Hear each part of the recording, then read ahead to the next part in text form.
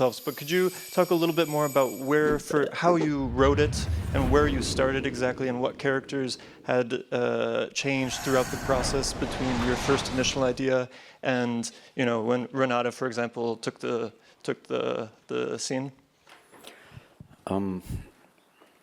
I started by trying to talk to as many people who are involved in such cases. I watched. There were some films about such cases which were already shot before.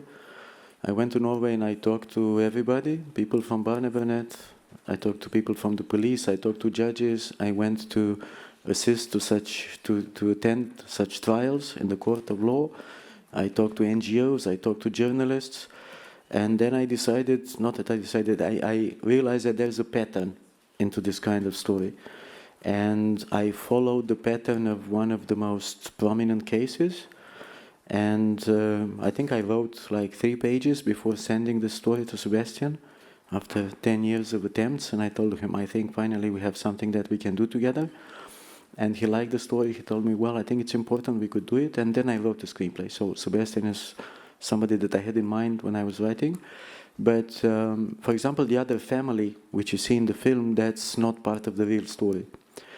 And I was trying all the time, because this is what I do, I was trying all the time to have this very balanced view of things, because this is important for me, and it's also important to see how you can position yourself so that you're not judgmental to what you do.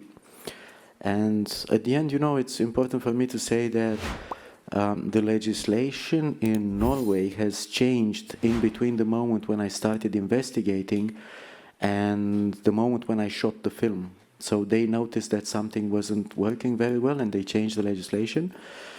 And it's important to say that this is not a film about a conflict between Romania or Norway or anything like this, or a criticism of the Norwegian society. This is way more complex for me and more sophisticated. It's, if you want, an investigation about the limits of your intimacy and freedom, and what happens when your personal values do not match the values of the society in which you wish to live in this global world. And what is the right that you're having about your own children, and where these rights stop and the society takes over. We always expect from a very modern and progressive society to be defending its minorities, but, well, the question that the film asks, if there are good minorities and bad minorities, I don't think so. I mean, either there are minorities and you defend them, or there aren't. I don't think in this idea that somebody has the strength and the power and the authority to say, you belong to the good minority, I'm going to defend your rights, but unfortunately you don't. And I think that this is what happens today.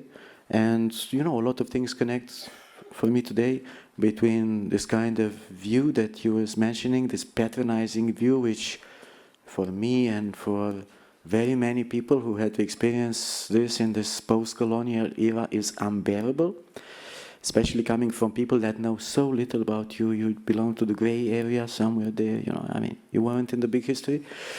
And you see the effects of this exaggeration from both sides present in the, public policy today. And I think that it's not... what's happening now with the extreme far right is a reaction to what was happening before to the extreme far left. And everybody needs to keep some balance when they get to power and they try to impose their values, because if not, you're just provoking the reverse effect.